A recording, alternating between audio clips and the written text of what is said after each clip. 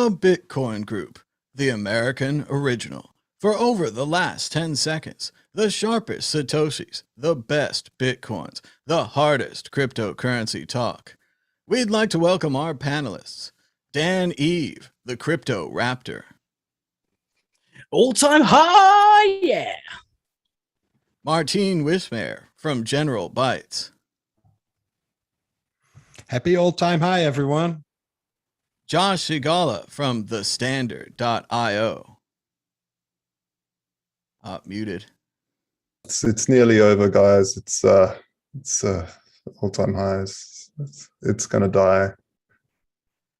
And Peter Todd was scheduled but did not show this week. Moving on to issue one. Issue one. ProShares Bitcoin Futures Fund becomes the fastest ETF to top $1 billion in assets under management. The ProShares Bitcoin Strategy Fund has eclipsed gold. Gold took 3 days to raise $1 billion, and Bitcoin only 2. The appetite for the Bitcoin ETF is huge. Dan Eve, we've finally done it. A Bitcoin ETF in the United States and a new all-time high. What do you think about Bitcoin ETFs? Well, it definitely says something that that an ETF that seems like it was one of the hardest to get. You know, so many companies tried and failed to get an ETF out and were rejected. And now it's become the fastest growing ETF in history to reach over $1 billion. So it's got to be absolutely, incredible news, and kind of makes you wonder, was there really a lot of actual logical thought that went into rejecting the ETF way back when? Although I suppose it may not have had such a huge uptake now that it's been embedded for like 12 nearly 13 years.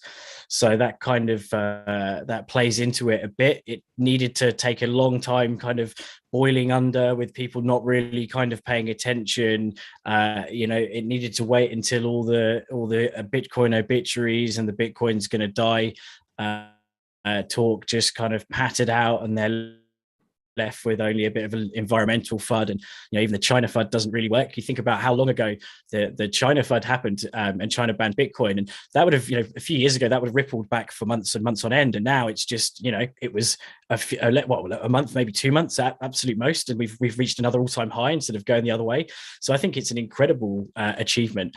And obviously the best thing is that it just crapped on the gold. The previous record was set by gold. So absolutely lovely. Not got anything against gold, but Bitcoin is better. And so I think it's just awesome that Bitcoin broke a record and the ETF went live.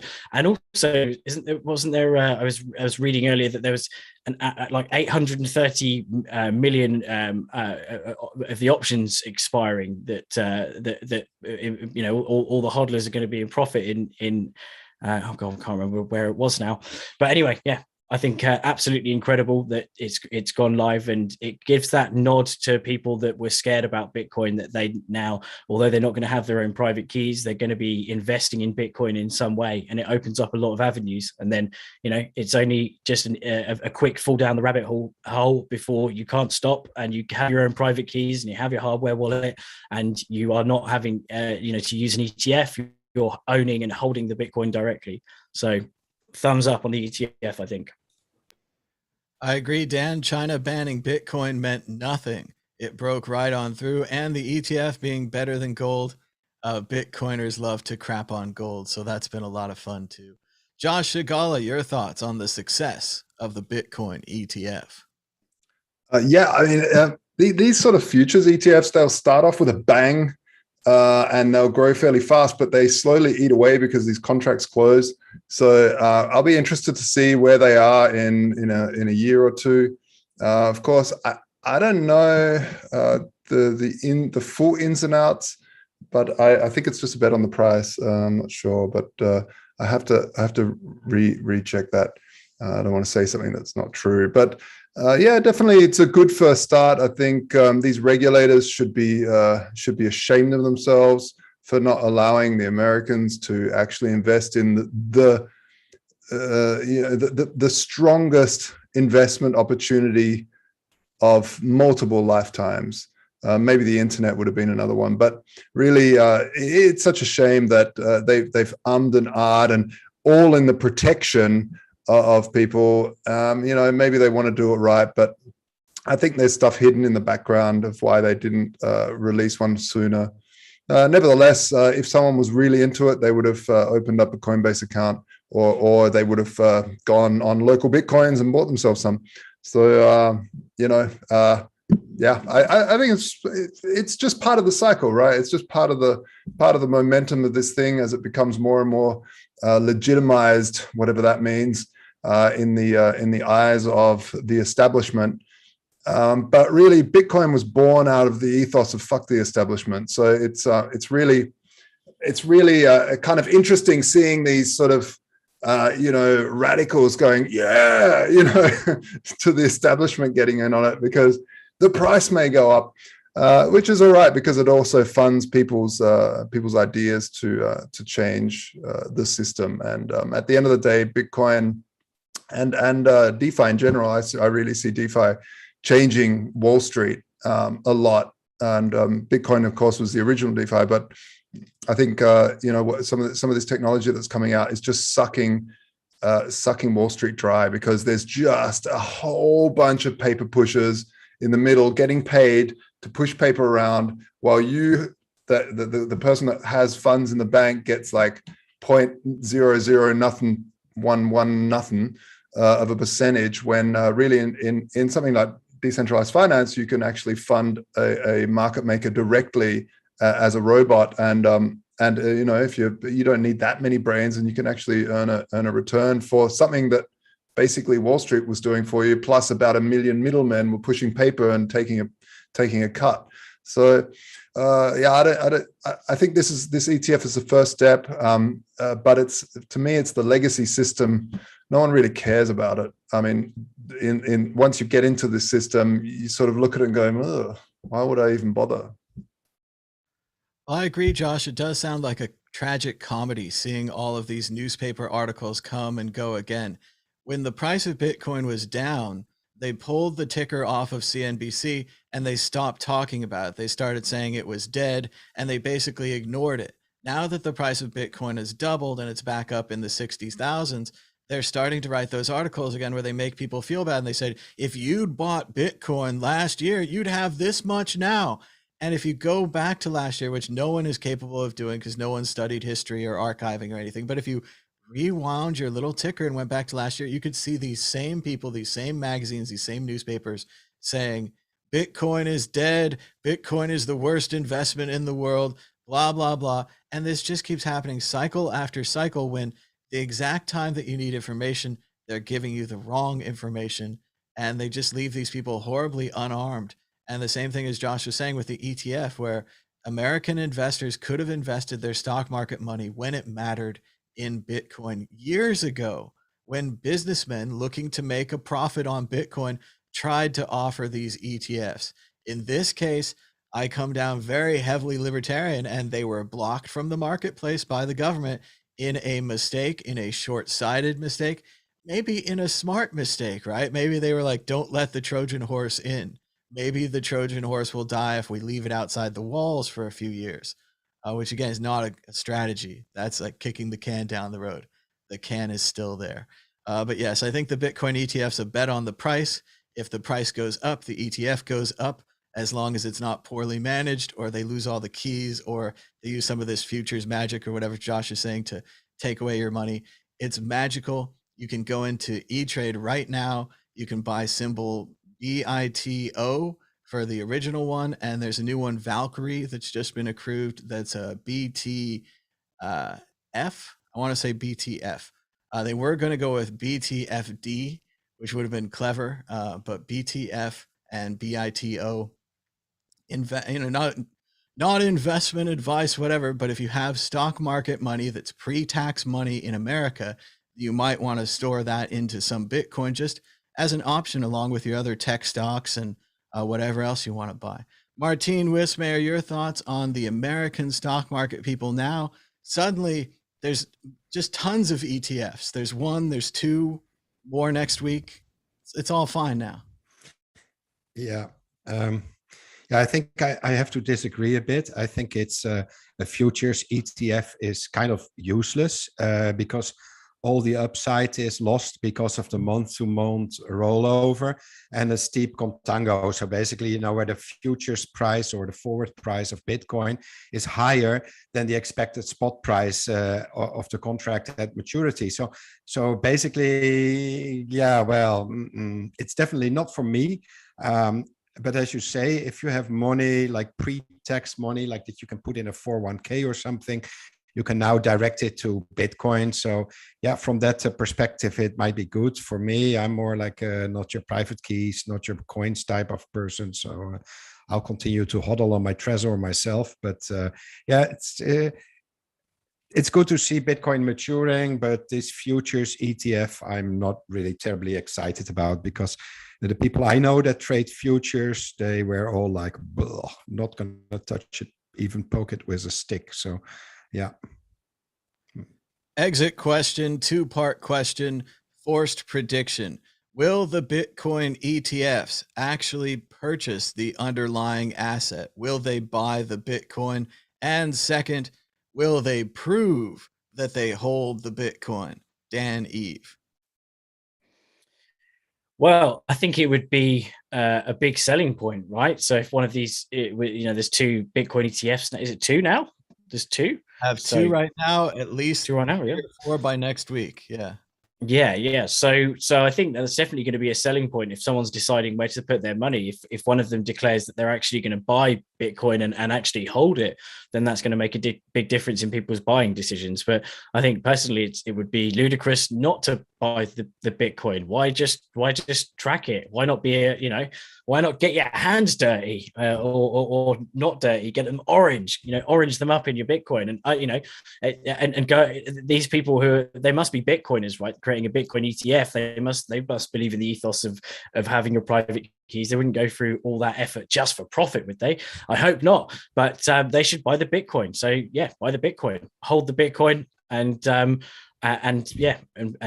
be a part of the real story. Imagine the evil bankers in their distant towers cackling and laughing. We can sell a whole ETF without owning the underlying asset. We don't have to buy anything. We can take all their money. Josh Shigala, will their evil plan work? Will they buy it? Will they prove it? I think most people that are intelligent will buy the underlying asset. I mean, this is as the walls of Rome are collapsing around these banks, the cracks are just getting larger and larger and larger.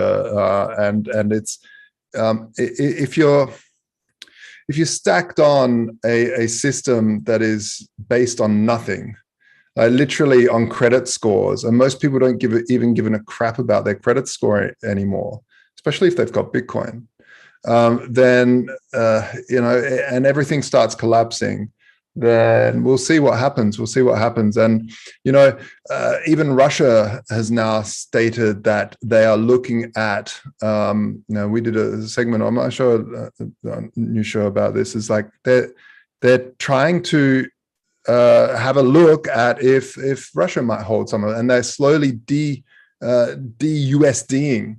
So by de-USDing, you've got to look at that, and Bitcoiners start to get this. This is why America goes to war to protect oil trades being settled in USD, is because it needs a use case. It's like when Tesla dropped Bitcoin, the price tanked because everyone's like, the use case, it's gone.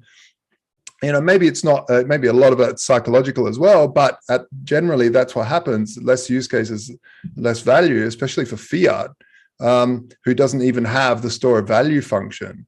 And so I'm not really sure where I'm going with this, but the fact of the matter is that that there's a lot of things happening. These ETFs are kind of for the established area starting to own rare assets. Countries are starting to own rare assets. They're moving away from this nonsense of buying other people's debt or other people's fiat, because that's what fiat actually represents, is debt. And so, yeah, let's see what happens. Oh, it's perfect. You're just tracking this old conservative investing nonsense. We all know that in a period of crisis, it's perfectly natural for the more timid elements to run for cover. The modern model is Facebook is a publisher with no writers. Uber's a car company with no cars. We should have a Bitcoin ETF with no Bitcoin. You don't even need to buy the underlying asset. The question is so powerful, it's driven Martine from the room. Oh no, there he is. He's back. Martine, will they buy the Bitcoin? Will they prove that they bought the Bitcoin? It's very quiet.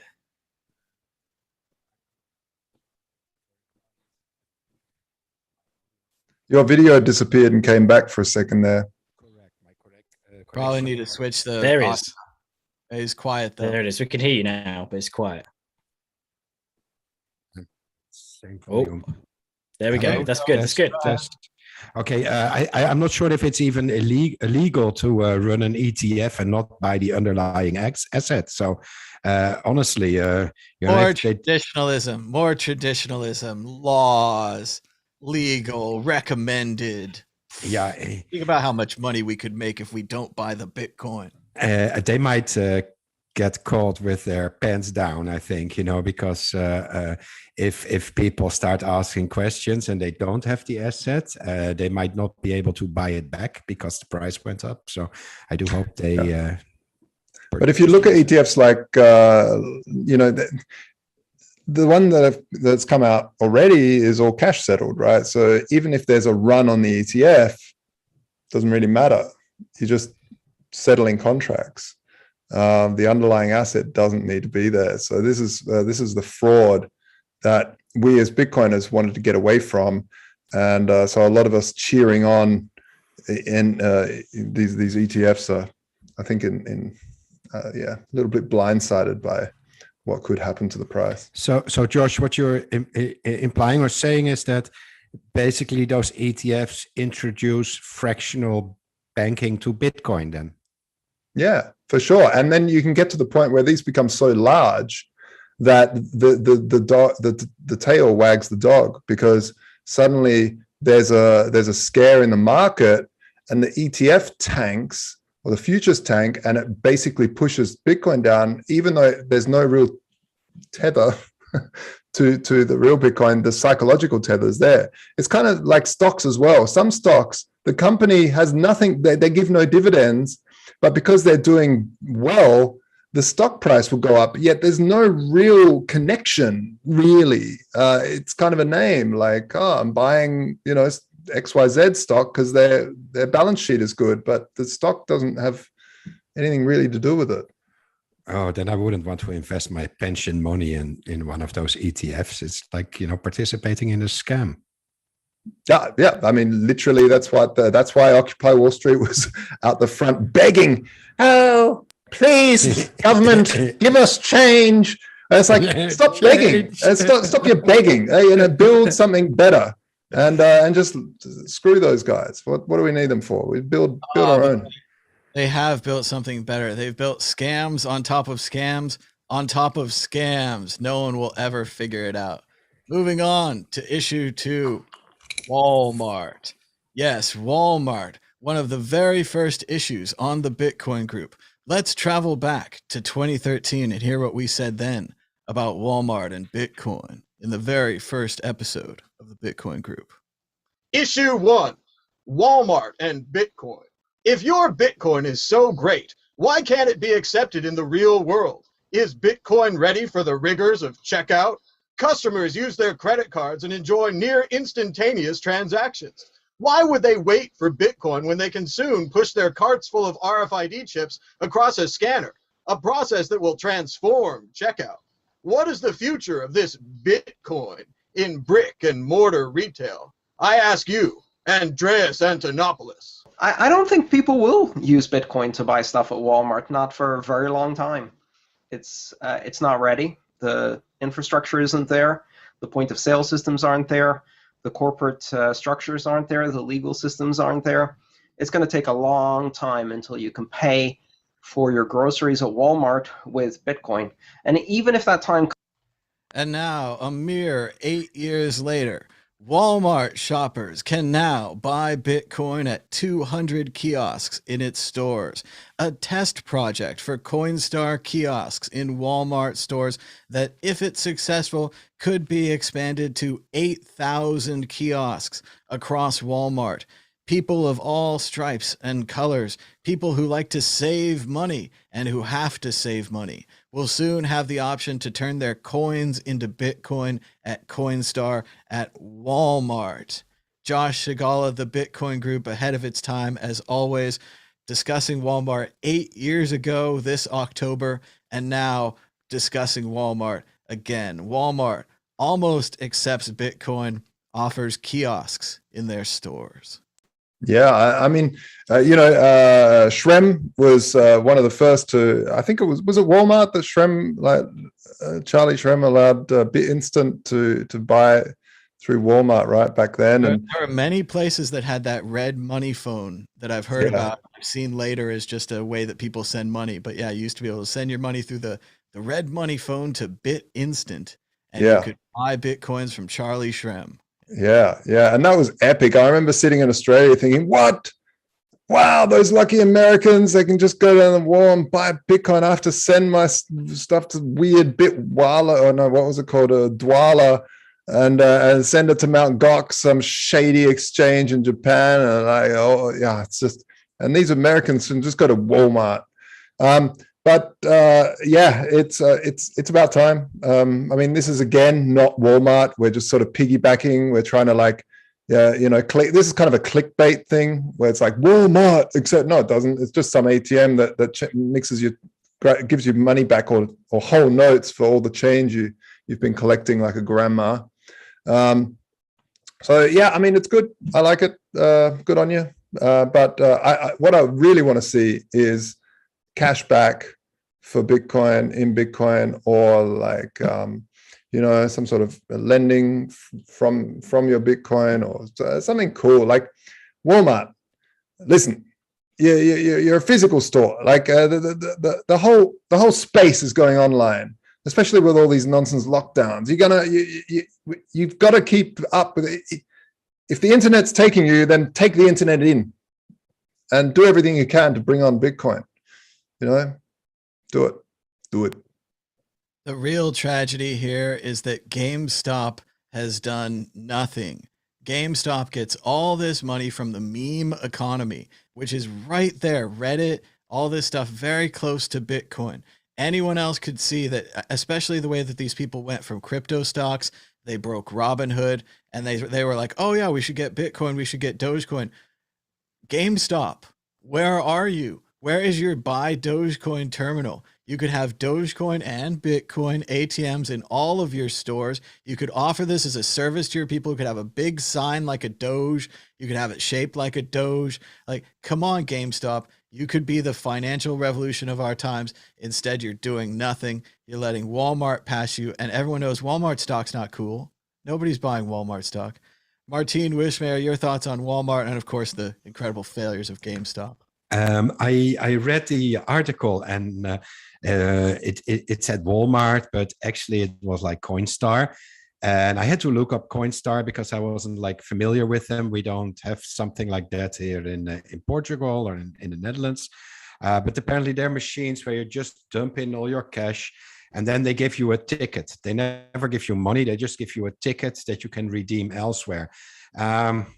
Unfortunately, the company also exists in the UK, and they have a 2 out of 5 star rating because apparently it tends to like take all your coins and then only credit you for like part of it. So people have very negative experiences with it. So I'm not sure how they are going to like organize this whole Bitcoin buying thing, but it really needs to have proper transaction logs and auditing and everything, because you can't afford those mistakes with Bitcoin. You can't just like put $100 in and then only get like 60 credited, even though, it's not the hideous fees. They charge like 12% in the UK on your coins, and they promise to have a lower fee in their ATMs for buying Bitcoin, but you're not actually buying Bitcoin. You're buying a coupon that you can redeem for Bitcoin. So yes, I'm excited. No, I'd rather see it done proper, because this might give the larger public a very negative perception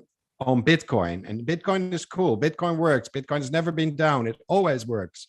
But at least the infrastructure should also be there. So I do applaud Walmart for trying this. And I agree with Thomas, GameStop, which is like, it's a dead company. It was just pumped up just because of the lols, and they could have taken the money and then maybe install infrastructure, and at least the GameStop stores would have had some use. You can buy Bitcoin. I wouldn't sell Dogecoin. It's just not ethics. So, sorry, Dan. I like your Dogecoin background, but don't push Dogecoin onto unsuspecting people. It's just not unless you have the. You're just as ethical as a cockroach. But then, GameStop should maybe I agree. GameStop would have been cooler. I don't know, Tom. How many GameStop stores are there in the US? Do you know? There are tons. I mean, I went to the mall yesterday and I wore my mask, but I walked by one of the GameStop stores and I almost went inside. I was like, I'm going to go in there. I'm going to buy like an old video game or something. And then I realized, I was like, wait a minute, I buy all my games online. Like I have a problem like with the Switch, where like Nintendo Switch, I just buy games online and then they sit there on the Switch and they don't get played. And really that could expand, because there's games you can buy on the PlayStation 4 as well, just on the online, and they just get delivered. It's impossible to beat that model. Like it's a bit uncertain. I'm an old analog person. I have physical things where you're like, should I buy the rights to a game? But when you think about it, because I've been buying the rights to movies lately, it's kind of fun to buy the rights to things because you don't have to put them on the shelf. You don't have to have a bunch of dusty old video games and have the actual disc. And that's actually GameStop's whole model. So dusty old video games on a shelf. So yeah, they're in a full scale decline. They should burn the whole thing down and put up the Bitcoin ATMs, but they're not going to. They're a bunch of idiots. They're going to just lose all. Yeah, but that was why everyone was shorting them, and that's why they thought they could overshort them, because they thought, who's going to buy this crap? No one buys their games online. And then all the people went, there's a lot of naked shorts on this, a little bit too many. Let's wreck them. And wreck them. Let's wreck them. So that was a really fun experiment in the crowd. The wrath of the crowd. Again, these the 1%. In front of the Occupy Wall Street, being like, mimicking each other, and just like, I love the idea. The ethos of Occupy Wall Street was epic, but it was just terribly executed. No real understanding of anything. Instead of going after Wall Street, they should have gone after the state, and really, because they're the ones there. But again, that sort of ethos was actually what did some cool stuff to GameStop. Really messed with Wall Street for a minute. So that was fun. And none of that GameStop or AMC action was predicted by the price charts. If you looked at the old charts and you had your triangles and your circles and all your things, you never know what kind of news is going to happen. People decided GameStop stock was cool, probably because it's hard to say. But going back to Coinstar, Martine, the way the machine works is you kind of bring your coins. In the US, coins are really worthless. In the UK and in the EU, they actually have $1 and $5 coins that people actually use and reuse. So our coins just, generate into a big bottle, and then you just bring in your bottle and you dump it in. So it is kind of a dumping process. It makes an awful racket, but they sort the coins somehow magically. And again, no one's sorting these coins at home by hand anymore. Like, the people complaining are just kind of whiners. Like, yeah, there's some loss, but really the win is not sorting by hand. They give you a receipt, like you say, just like a casino or whatever. So sometimes it's a Starbucks gift card, it's an Amazon gift card. I imagine this will be a Bitcoin gift card. If you don't take it to the company and you don't cash it in, you don't get your Bitcoin, it's not going to last forever. This is not a private key on a piece of paper or whatever people would dream about. But still, a normal person could go in with their bucket full of coins every month, dump it in the machine, get the thing, go to the website, follow the instructions, and perhaps even transfer it to their own personal wallet or something would be best, of course, best practices. But either way, it's a real easy way for people to buy Bitcoin. Hopefully it works. I hope they're using Lightning Network, because it would be really cool. You need a lot of change to deal with the fees on chain. So it'd be kind of nice if you instantly could charge a Lightning. Coinstar. Similar to Coinbase or ChangeTip, where they use the incredible database method of adding to your account, and then you feel good because it's in your account, and the realities of the Bitcoin are completely unknown to you. And only if you withdraw it from whatever closed system will you have the actual keys. Yeah. Let's go to Dan Eve. Your thoughts on Walmart and Bitcoin at long last? Yeah, so it is kind of as we've already picked up, is kind of Walmart. It's like, it's a company that's operating within Walmart. Obviously, it'd be cooler if Walmart accepted Bitcoin, and even cooler if they accepted Bitcoin and Lightning. But it's like when I first heard of Bitcoin in 2013, I was itching for a service because I used to carry around cash quite a lot. And I'd hate having coins in my pocket. It was a real annoyance, and I've dreamt of implementing a service called Bitcoin Back, where you could literally just get paying stuff in crappy cash, and then any change you just scan a QR code or whatever. Obviously, I never went anywhere with it, but it would have been a cool idea, and I would have been a Bitcoin millionaire now.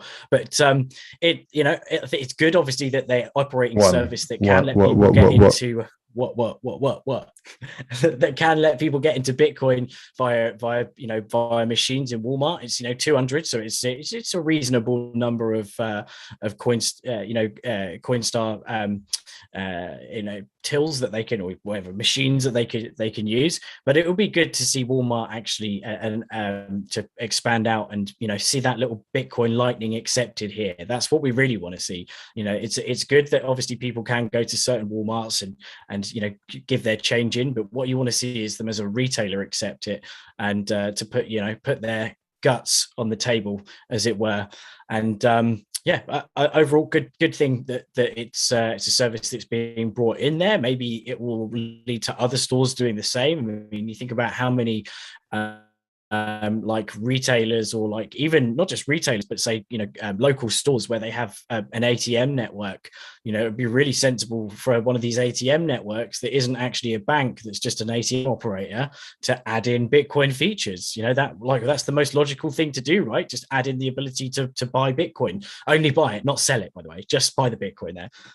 But yeah, great step forward, I think, for Bitcoin adoption in general. And again, getting that golden bee in front of people's faces in more different areas that they go, whether it's a Walmart, whether it's a shop, whether it's wherever you want to see that Bitcoin symbol and that Bitcoin Lightning symbol. It's also the cash register companies that need to update their machines. For a long time in the United States, we had cash registers that were ready for chip and pin. We had cash registers that were ready for the NFC communication as well, but the features were simply not turned on.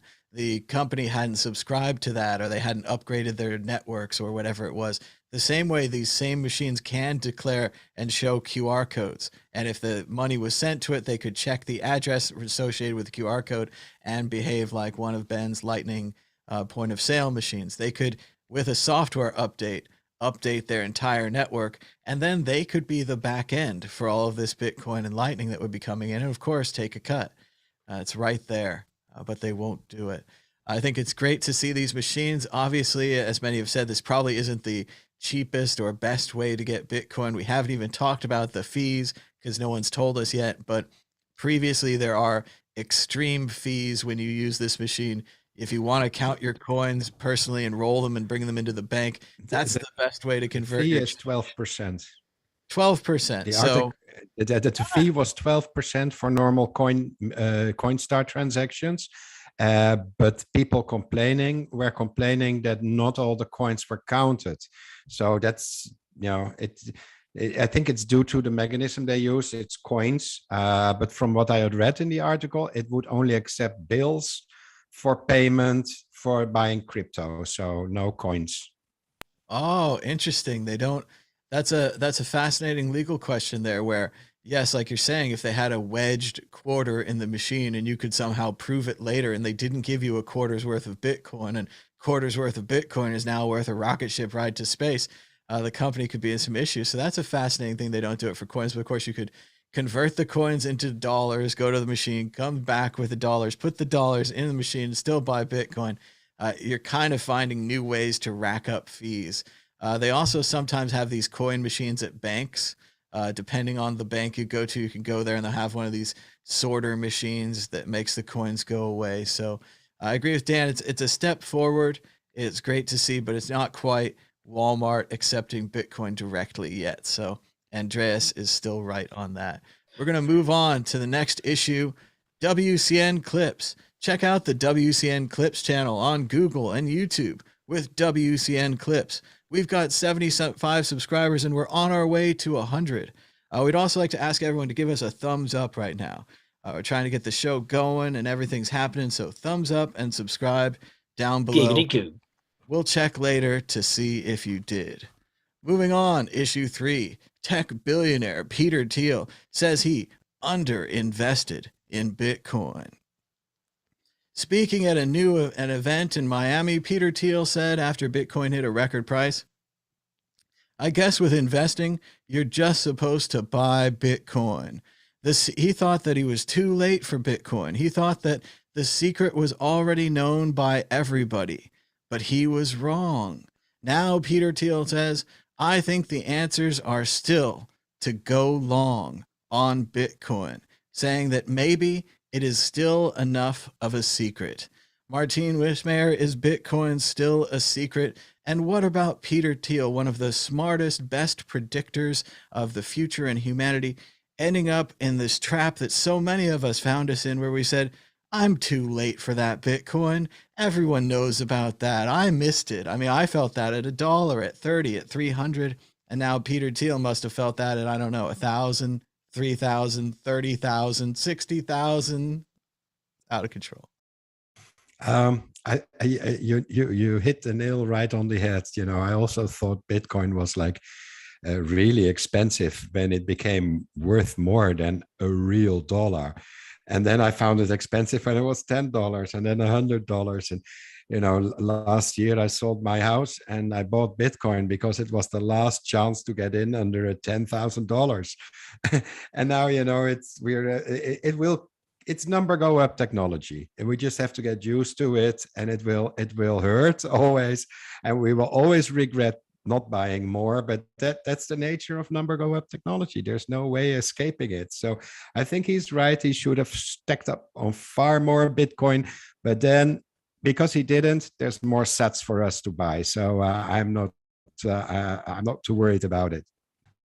And who really wants the founder of Palantir, a creepy company which works with the CIA on finding great new ways to surveil you and watch what you're doing every minute? Oh, I wish he had more money. That's what everyone's saying at home. Dan, Eve, your thoughts on Peter Thiel missing the Bitcoin boat? What's interesting about that is how, Peter Thiel, he was involved in companies, Bitcoin crypto companies, right? He invested, wasn't he, a block one investor? But then he's kind of countered his positive comments for Bitcoin, like when he said it was April this year, he was saying that he thinks that Bitcoin was created by China as a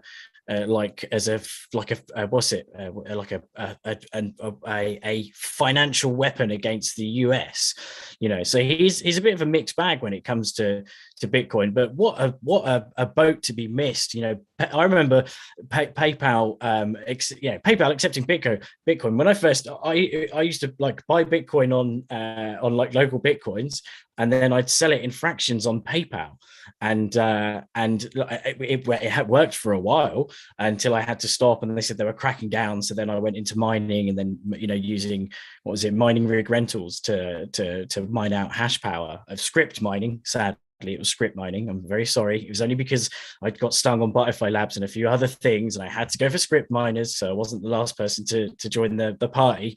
But yeah, like that could have been something special, for PayPal to have gotten to Bitcoin, as early as that, because you can imagine how much they would have been able to put in, to build on the Bitcoin infrastructure and like contribute to it becoming a widely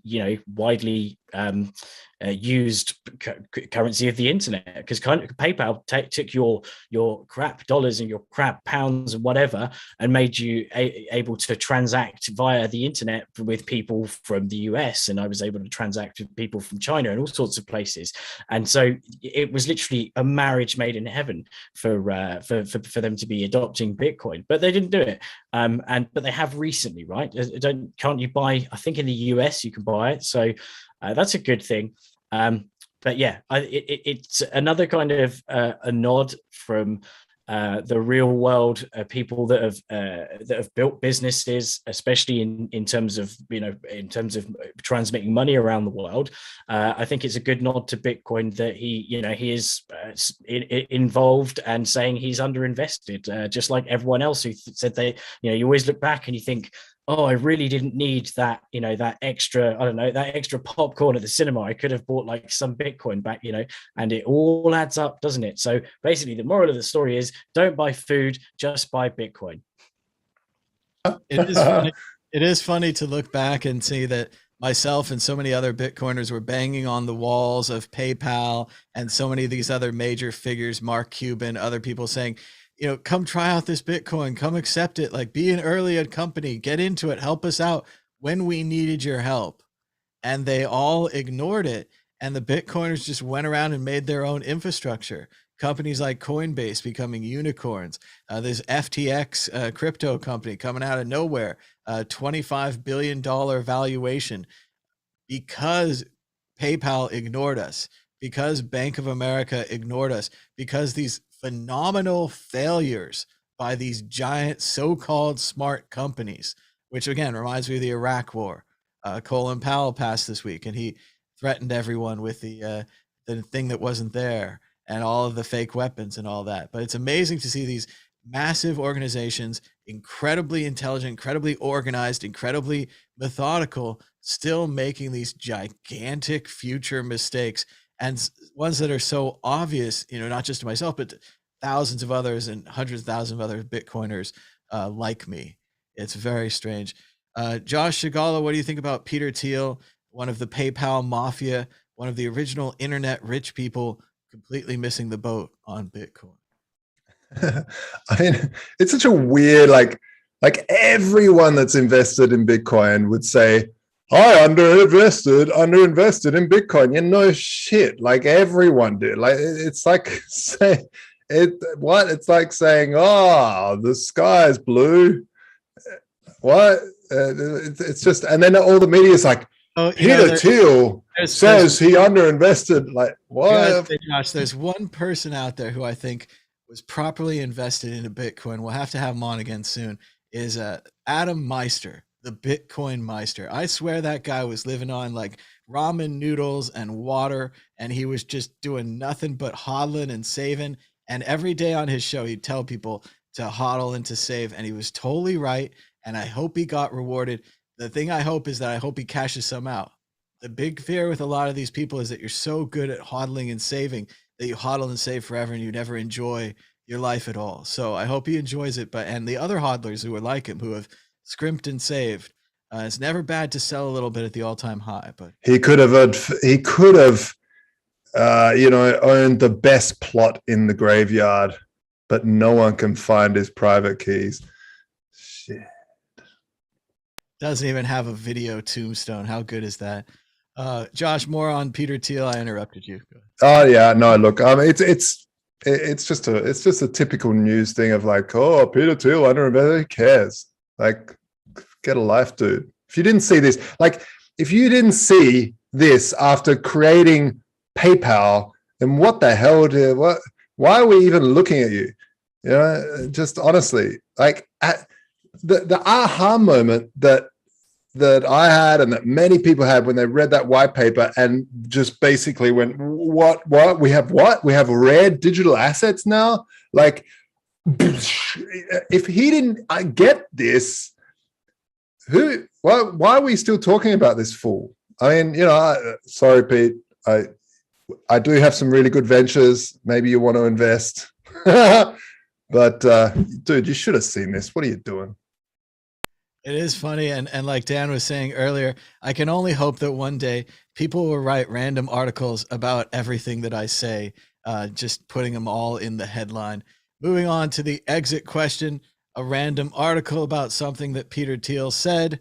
Peter Thiel thinks he may have met Satoshi Nakamoto on a beach at an eGold conference.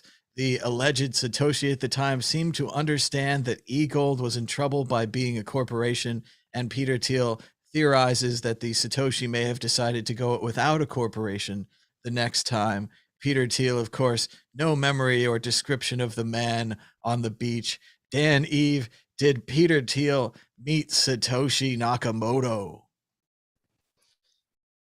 No, I don't think Satoshi would have been on a beach. He would have been sat behind a computer, you know, like theorizing Bitcoin, just stroking his beard eternally until one day he went, I'm going to write a white paper. I'm going to write a white paper. Now, there's a lot of people that say that they kind of have a clue who Satoshi is, and I think, you know, maybe he's doing it because I don't know. I was going to say he wants to get some interviews, but he's Peter Thiel. You know, you can get interviews pretty easily. But it's just a thing, isn't it? Right? It's like I think I know who Satoshi is. You know, I was on a beach with him, and it's a bit of a talking point. Obviously, he's not going to say even if he does think, you know, it's a definite. Like, I think, you know, I think I know who it is. He's not going to say who it is. But it just needs to be. I think we need to stop talking about who Satoshi is, because I don't know. I think we're never going to find out, and it's a waste of airtime. You know, it's so deep. So many people have looked into it. I just don't think we'll find out. And let's face it, we don't want to find out. Like, Bitcoin doesn't need a representative. And I'd imagine that if Satoshi's still alive, then he probably thinks that too. You know, the last things that Bitcoin needs is, you think about how scared people would get if they found out Satoshi was still around. That 1 million Bitcoin is going to make everyone shit the bed. You know, what's going to happen with it? Is it going to be dumped? Is it going to be the next fat finger? Imagine that, 1 million Bitcoin, fat finger. He like goes onto, I don't know, Bittrex or something, and he's like, oh God, what have I done? But no, we just need to forget who Satoshi is and just build on the legacy. No, I ran into Satoshi at the bar. No, I ran into Satoshi at the movie theater. He was wearing open-toed sandals with socks. Josh Segala, do we need Satoshi? Did Peter Thiel meet him? But his psychiatrist said, hey, Peter, is Satoshi in the room with us right now? Yeah, that's like what? Bunny rabbit. He's everywhere. What are you doing? Right? What are you doing? Just like, yeah. All right. Next. Martin Wismar, more crazy .commers and their .commer theory. Did Peter Thiel meet Satoshi? Well, eGold was around 1995, 1996.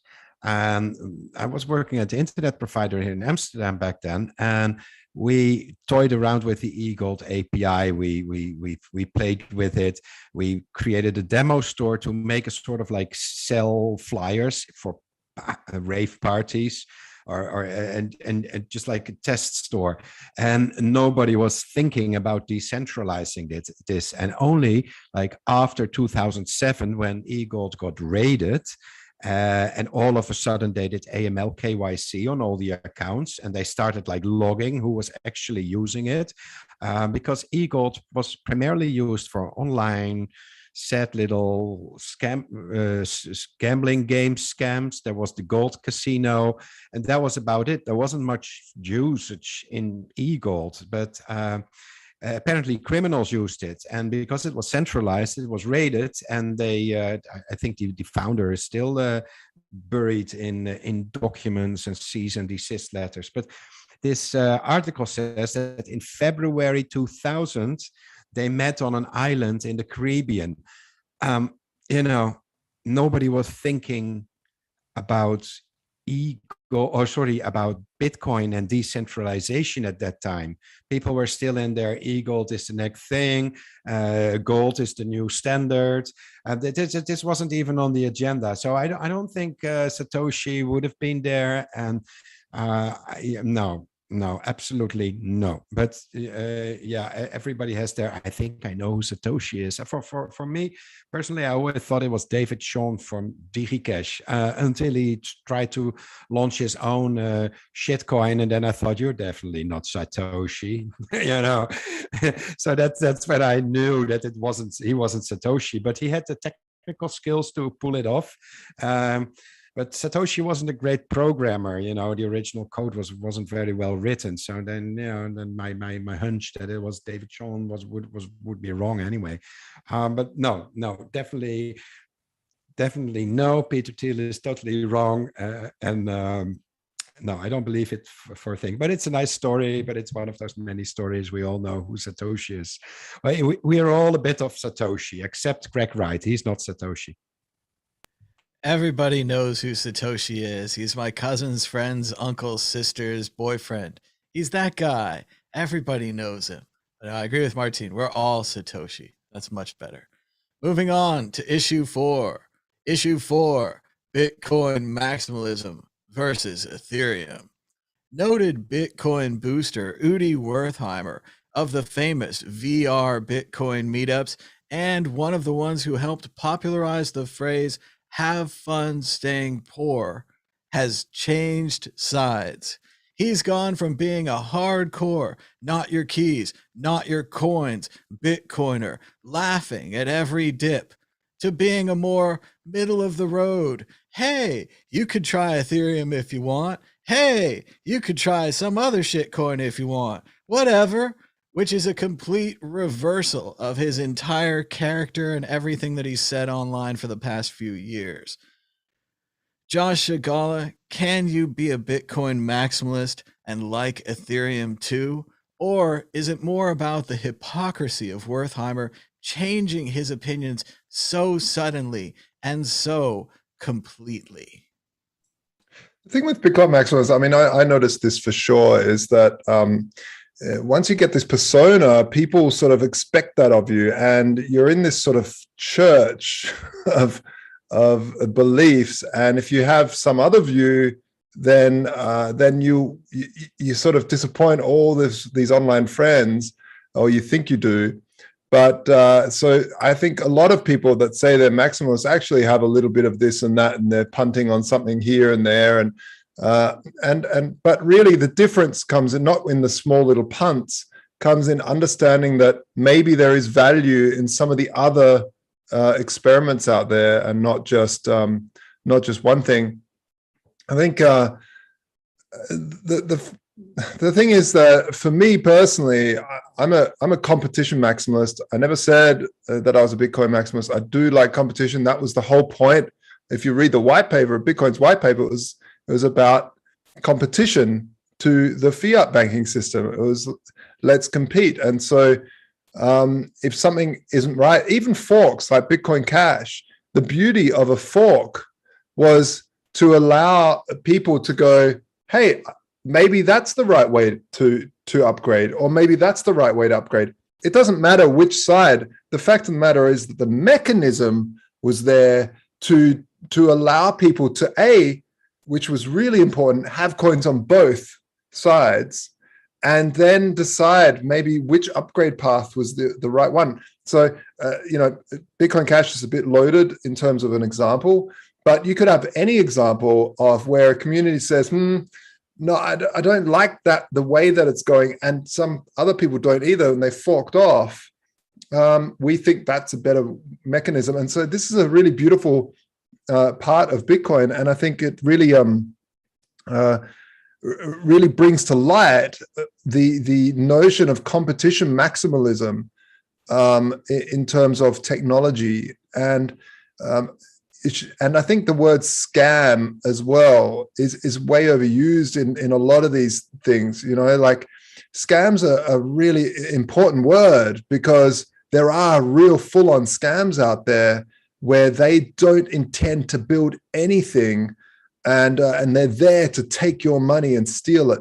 And then there's like, I wouldn't say someone that's experimenting, doing something experiment, has a passion for trying something, is scamming you, even if they don't know it is. Now, what can happen though is that they turn into a scam, where they then just drop everything and just take everyone's money and run, rather than saying, hey, I'm going to airdrop stuff back or whatever because the thing didn't work. There's other ways of doing it, but humans are humans.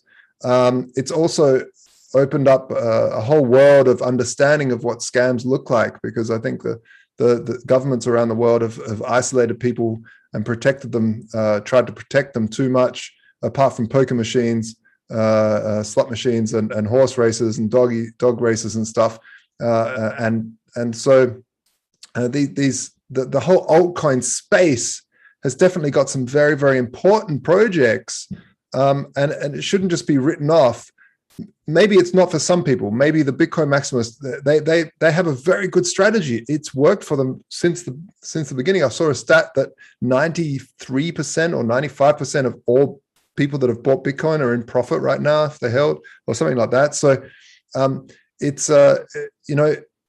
definitely a good strategy to hold that Bitcoin. But I think if there is a technology out there in a good community, I don't think you should exclude yourself from having a look. But at the end of the day, the same thing that we always said in the Bitcoin space: don't invest what you can't afford to lose, and that's really what it comes down to. And I would add to that: don't hold any more money in the bank than you're willing to lose either. So take that and you put that in your pipe and smoke it. It is a very interesting comparison, Josh, with the scams versus people who overpromise or perhaps have wild dreams. At one point, to say, I'm going to start a new social network to compete with Twitter is totally insane. But at another point, they had good intentions and they really believed in it and they tried really hard, but they still lost everyone's money. So I feel the Bitcoiners are a lot of times, they're warning people who have overpromised, people who've said they're going to deliver everything, that often those same people deliver nothing. And then there's that whole thing that once you catch one scam, you become the greatest scam buster of all time because you are a hero. You stop people from investing in one coin or whatever it was, and you've got, got more notches on your scam belt now. You've got to go out and hunt those scams and chase them down. And it's kind of fun. The internet likes that. We've seen it with other communities, the ability to react and to get angry, and then maybe even to be tricked into that anger, as they talked about on South Park with the trolling and so forth. Martine Wishmayer, what do you think? Do you think it's the hypocrisy or that maximalism must be upheld with all costs? Well, I don't consider myself a Bitcoin maximalist, but I do consider myself a shitcoin minimalist. So, I really strongly advise, especially newcomers, to invest in all these so-called the next Bitcoin projects, because like 99.999% it really is total junk. And okay, sure, Dogecoin is cute, but it's worthless. Ethereum, I do like the idea, but after having experimented with it, I found it doesn't scale. And from what I understood, proof of stake difficulty bomb has been delayed yet again. I lost count how many times. So yes, they all try to improve. I think it was like, for a long time, for years, I think up until 2017, I read every single white paper I could get my hands on. And I was always interested in reading them. At one point, I didn't even read books anymore. I just read white papers. But in 2017, I said, no, this is enough. I'm tired of all the shitcoinery. Prove to me that it's not some pre-mined scam. I said it, Josh. I said it. Scam. Because most of them actually are scams. And I agree, some people have good intentions, but then they either make an exit scam, so they take the money and run, or they decide to not develop on it any longer, but they did take the money from the ICO or whatever. So yes. Like EOS. Well, yeah. So I would never advise any starter in cryptocurrency to buy anything but Bitcoin, because as Josh stated, everybody that purchased Bitcoin and just hold the Bitcoin for more than 4 years has never lost any money. They might not have making the best gains possible, but if they hold it for 4 years, they didn't lose anything. And with all these altcoins, I'll not repeat the shit coins again, but there I did it. That's not the case. It's most of them just pump and then they dump, and their liquidity in the market is so low that it's easy to manipulate the exchange rate. There's pump and dump groups on Telegrams. There's it just the whole thing's got more victims than people that actually made profit of it. So yeah, sure, you could have bought Solana and it would have gone up, and guess what? Then it went down. So I can't advise it. At General Bytes, we don't want to take a maximalist stand. We are like, we want to be an open platforms, but the only coins we actually developed ourselves to be supported on the ATMs are Bitcoin and Bitcoin on the Lightning Network, and all the other ones. There's contributions by their specific communities. So if a community is growing and they create a coin and they want to have it on the ATMs, be our guest, just do a pull request and we'll be happy to integrate it. But we're not wasting our time on all this stuff. And neither am I. I'm no longer reading Turtle Coin white papers, for example. I mean, not interested. Turtle Coin? Oh, man. Yeah, it went down. It was really slow. I think Dan probably had some bags left of it, it was slow. Okay, well, this is my personal opinion. As I said, it's not the company opinion or anything. We welcome anything on our platform. Just do a pull request if it compiles. But yeah, I'm a shitcoin minimalist. That's what I would call myself. It was slow and it was turtles all the way down. It turns out the real white paper worth reading was the plaid paper. It's never too late for Udi to make himself some raccoon-themed NFTs. I'm sure he can find a way out of this thing. Dan, Eve, what do you think about changing your mind about Bitcoin maximalism and the horrible consequences therein? Oh, Bitcoin is king dingaling, right? It's the original, and it's the hardest of hard money. But we had a block size debate. It wasn't just a walkthrough, that was easy. It was a debate because some people valued faster transactions than they did being a more solid, less spammable chain, and we had that. It wasn't just a small thing that was scooted over. It became a big event because some people valued that a lot, and people value different things, right? One person's trash is another person's treasure. One person's trash is my turtle coin, mate. My turtle coin, holding it to zero. But no, you've got different types of scammers, right? You've got the people that are intentional scammers. You've got people that are scammers by incompetence, right? You look at in not trying to dick on him too much, but like the Fire Festival dude tried to do a good thing, and then the Fire Festival, whatever. And then there's people that would do, set up an ICO to build something that they know is never going to work just so they can take everyone's money. And, there's plenty of those out there. Fire Festival is the really great example there, because it's like Field of Dreams. If the guy believes he's going to start a baseball field in the middle of a cornfield and have a bunch of ghosts play baseball, he might have the greatest intentions, but there's never going to be any ghosts. There is never going to be any music at that Fire Festival. There was barely tents, and it was a complete disaster. Yet, right up until the last minute, because I watched both those documentaries, they all thought they were going to pull it off. They thought that somehow the artist was going to show up. It was going to be like the end of Wayne's World 2, and it was just going to all come together like a movie.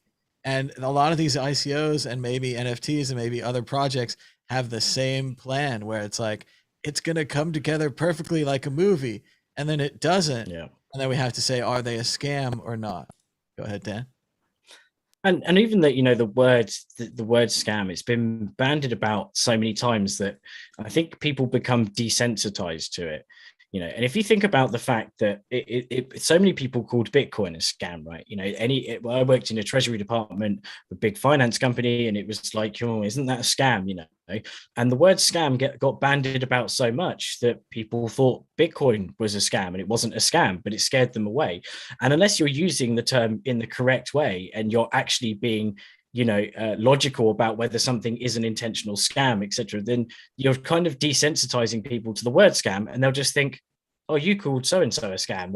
You're obviously wrong about Bitcoin, so I'm going to invest in silly coin. So I think there's some negatives to calling everything a scam. And also there's people that got burnt on Bitcoin. I know that, there was that stat, I think Josh referenced that there was a point where we just reached the all-time high. So it was like, no one has ever lost out on Bitcoin if they bought before this time and held it. But lots of people do sell because they have to, right? If something comes up in life. But what's really sad is like when you see, like I was absolutely stoked. I'm always stoked when new kind of people come into Bitcoin or crypto and whatever, and they start shouting about it online. And although Busta Rhymes, although he did rap at like the what was it, the Bitcoin house or crypto house in 2018. I missed it. It was in New York. I was in one of the other events, and but but recently he came out again as saying, talking about Bitcoin, and everyone was praising him, and then he mentioned an NFT, and loads of bellends started having a go at him, going, what an idiot talking about NFTs. You're like, and they even said something about whether they realized who Busta Rhymes was or not, but they mentioned something about success or something like that. And I was like, geez, you guys just really are absolute idiots. You're telling like one of the best rappers of all time, like shouting at him just because he said, oh, I'm into Bitcoin, but I'm also what's up with these NFTs then, and it really doesn't create a really kind of great atmosphere, right? I've always felt that you won't ever win someone over by shouting at them and calling them an idiot. Like, you just look like a freaking idiot. You look like a bellend. You're a bellend if you do that. They don't in school, they don't turn around and someone goes, oh, so how does the sun shine? There, you fucking idiot. Oh, of course, it's like fucking loads of nuclear explosions, man. Like, they don't do that to kids because kids don't learn that way by calling them idiots or whatever. You teach people by using logic and reason and sound things, and you're just going to scare people away just by being a bit silly about it. So I don't know. I think there's obviously people protective. They don't want people to get scammed, and I really respect that. But at the same time, not everything is a scam, and maybe that these ideas that people have in a few years' time, you'll turn around and think, oh, actually there is some value to that. So I don't know. I think it's good that people call out scams because we need to, but I think it's bad that we get desensitized. The word scam doesn't have a meaning to me anymore because I've heard it so many times in the industry that. With projects that have gone on and been insanely successful. I mean, let's be honest, you can hate on Ethereum all you want. Like, you can hate, it can literally make your bones chill and you must despise it, but it's used by millions of people and they have value in it, and they have a value that you can't see. Now, does that make you, if you're a maximalist, does that make you, I don't know, the same as you're the equivalent of a traditional banker who's like, Bitcoin, what a scam, you idiot, ha ha ha. It just seems like it's a bit of an equivalence there. So I don't know, but at the end of the day, Bitcoin is awesome, Bitcoin is incredible, and Bitcoin's the hardest of hard money, but harder than Arnie's muscles, yeah.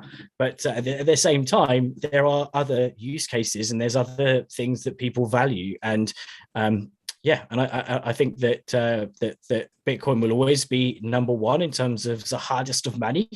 I don't know why I do that. It's because I think of Arnold Schwarzenegger as Mr. Universe, and he's pretty hard. He's like the heart of, he's like the heart of human, as like Bitcoin is the heart of money. So yeah, I think just take everything in its own and view it in its own little, area, and don't listen to what everyone says. And Buster Rhymes, I hope you weren't offended by that crazy asshole that was shouting at you about NFTs. You never know what will happen with those NFTs. After 4 years, those raccoon themed MFTs might be worth something, maybe even a whole Vitalik.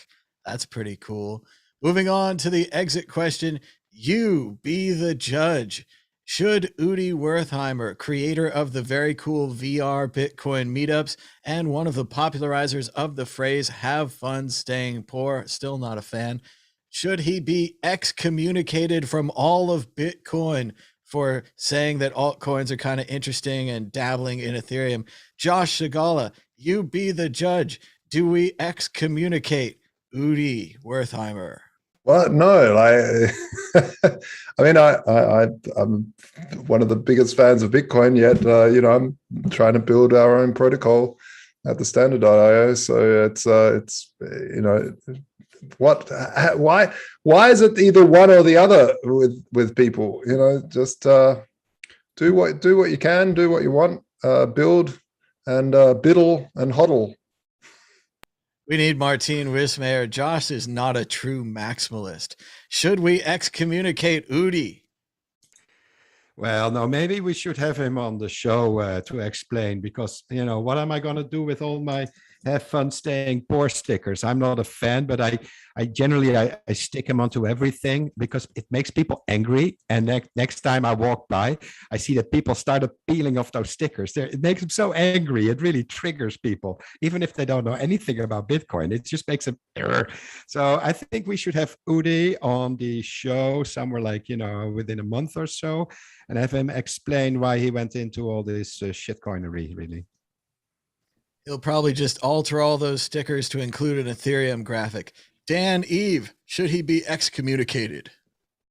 No way. He's hilarious. I love how maybe it's one of those things where, when you repeat something so many times that you suddenly it's the point where people go, the epiphany sort of where people suddenly turn crazy. They're like, they repeat something over and over again, like Tron ain't that bad. As this is a joke. Tron ain't that bad. Tron ain't that bad. Tron ain't that bad.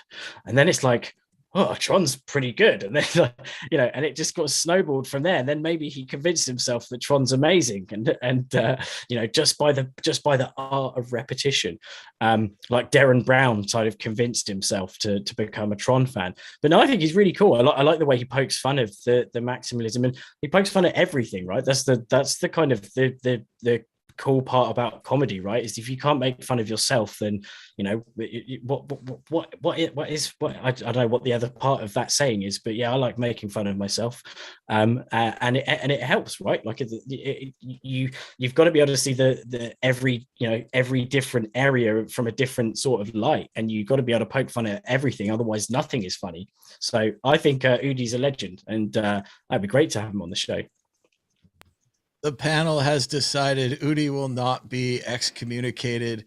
However, he is being put on notice for referring to himself in the third person, as it says in the article, in Udi versus opinion. That should probably stop. I would move on with that. Moving on to predictions or story of the week. Josh Shigala, are you ready with a prediction or a story of the week? Go ahead. Well, we just talking of alts and other projects happening. Bitcoiners starting Ethereum projects like Curio Cards. Oh my! Yeah, we just launched we're trying to distribute more and get more people in. So there's a whole big giveaway of merch. We got some cool merch here that we're giving away. Satoshi Nakamoto with this bag. I love this bag. We've got this bag as well. And also AirPods, some Apple Watches, iPad mini, MacBook Air, MacBook Pro, the new MX16. I've been waiting for that for so long. So I'm really happy. And then make someone on whale as well. So you can join the whitelist for that. And that's over at the standard.io. And take that, Rudy. Very cool. Martine Wismere, prediction or story of the week. Go ahead. We just sold our 10,000th ATM. So that's a bit of a milestone. And we upgraded the screen of the BATM2, which is like the one like behind me, from 7-inch to 10-inch, because 10,000 inch was too big. And but 10,000 machines justified a little modification to our most successful line. So yeah, that's basically my story of the week. I'm super excited. We already are like way over 10,000 now because the large order came in. But to be honest, when we started in 2013, we never thought we would reach this milestone so fast. And I think we sold like the last 5,000 machines in the last year or 1.5 years alone. So there is definitely this exponential curve thingy going on. So I think the future is super bright for crypto. And well done. Bitcoin. Yeah. Well done, guys. Well done. Really awesome. So that was my story. Very good stuff. General Bites. I also want to give a shout out to Peter Todd. I received messages during the show. Peter Todd was trying to join us. He was unable to get the link to work. So hopefully we'll have Peter on in the next few weeks. It's been a few years since we've seen Peter. We used to hang out every year at HCPP. Then, the travel thing and the virus thing. So it would be great to see Peter again and hear Absolutely. what he's been up to. Yeah, we hope to have him in a future episode here. We're not giving up. We just hopefully next time the link will work and Peter can join us. So Thomas, I thought because with this art we had this subject on the Caribbean beach, eagles, Satoshi Nakamoto there. So I wanted to ask Peter if he was on the beach somewhere in 2000, somewhere in the Caribbean, because he's got the skills to build it. Yeah, but he would have been all of 12, but that's all right. I mean, he was at 15. I was picking my nose, and Peter was in the Cypherpunks mailing list arguing with Aaron Back. So wouldn't doubt it. I had a much more clever plan. I was going to put it on the widescreen cameras here, and I was going to slowly watch his face as we talked about it and see if he revealed anything about Satoshi with his facial expressions. But he can be hard to read even with an HD camera. So hopefully we'll have Peter in one of in the upcoming shows. We've also got Lamar, hopefully again next week. Fingers crossed. It's a tough time. It's Friday afternoon, evening. I understand why people miss it. I miss it myself sometimes when the appointment reminders don't go off and all that. So hopefully we'll get them on the show. Dan, Eve, prediction or a story of the week? Go ahead. I have both, kind of. So my story of the week is that I am officially, as well as you guys, friends with the UK delegate to El Salvador. Got to give Ben a round of applause for going out there and meeting the El Salvador ambassador of the UK, and showing his LNURL POS. I think it's absolutely incredible in LN bits. So I've absolutely well done there. So I stole someone else's story of the week, and my prediction. Also, there's also a great article about Ben in 21ism. So check that out. I retweeted it on Mad Bitcoin's World Crypto Network. Detailed article. They're finally starting to realize, they're like, Ben helped make this protocol, and this protocol runs this thing and this thing and this thing and this thing. Yeah. And they're starting to unpack it, and they're like, could this really be just one person? Like, is this a real thing? And yes, Ben is real. So it's very exciting to see people discovering it. Yeah, awesome. Yeah, sorry, about the point of sale thing. There was a video with Ben explaining the point of sale he created on using LN bits, I believe on the World Crypto Network, right? So yes, just look in the playlist list of videos and you can see a demo. It's not easy, but once you made one, you can build like a whole army of point of sale terminals and then really roll out Bitcoin acceptance in your community. So at a good price. So it's something really, if you're a maker, do have a look at it. It's worth looking into. It's good fun making it. You can source all the components like on AliExpress or eBay or whatever is best for you. do build one. I'm going to build one myself just for the lols, but I just want one, you know. So but have a look at it. It's really, really good, and it's good fun building. You will learn something while making it. So sorry, Dan, to interrupt you. And the Bitcoin Jesus moniker is up for grabs and that's how Roger Ver got that moniker. Is because he went from door to door trying to get people to accept Bitcoin back in the day. So that could now be you. And Ben actually is looking more and more like Jesus as well, with the long hair. He's looking very holy. Possibility. Also, shout out to 21ism for not mentioning the World Crypto Network, keeping up with the CoinDesk and Cointelegraph tradition of never mentioning us. Also, Bitcoin Magazine, thanks for never mentioning us as well. So much support and just interlocking connections among the Bitcoin community. It reminds me of that Speaking of Bitcoin, Let's Talk Bitcoin show. It's just, again, all the support. So, but they should check out Ben and they should check out LN Bits because it's really great. Dan, Eve, go ahead. And the other final thing was that you guys will know, and I can't remember if I moaned about it on show or not, but I've been using my broken M1 MacBook, and my prediction is that with a little help from my friends, who I thank you so very much, I will be filming next week from a laptop that doesn't have an iPad strapped to the screen, where I broke. Well, I didn't break it; my son broke it. Yeah. So I will be doing it for the show live from without having some sort of crazy inventor setup going on. Very cool. Congratulations, Dan. Can't wait till you get a new laptop, one that actually works. 1080p. Yeah. Shout out to everyone joining us in the chat. Make sure to give us a thumbs up and subscribe down below. I saw something on Yes Theory. They were like 50% of the people watch this show and never subscribe. So don't be one of those people. I don't know what our numbers are. I don't think they're that bad, but subscribe down below. Then there'll be new shows. And then, you know, we get towards that 100,000 thing where they give you the YouTube plaque and we'll digitally put the plaque back there. But, that's about it for this show. Hope to see Lamar, maybe Peter Todd next week or a week after, stuff like that. I think that's about it. Until next time, bye-bye.